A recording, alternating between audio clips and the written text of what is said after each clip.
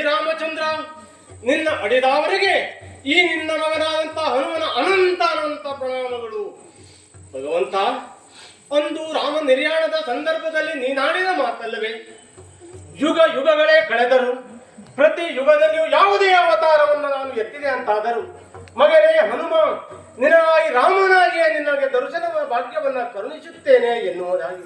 ದೇವ, ನಿನ್ನ ಮಾತನ್ನ ನಂಬಿದ ಈ ಹನುಮನಿಗೆ ಇದುವರೆಗೂ ರಾಮ ಕಾಣುವಂತಹ ಭಾಗ್ಯವೇ ದೊರೆಯಲಿಲ್ಲ. ನನ್ನನ್ನು ಮರೆತೆಯಾ ತಂದೆ? ತೋರಿಸೋ ದೇವ, ತೋರಿಸೋ.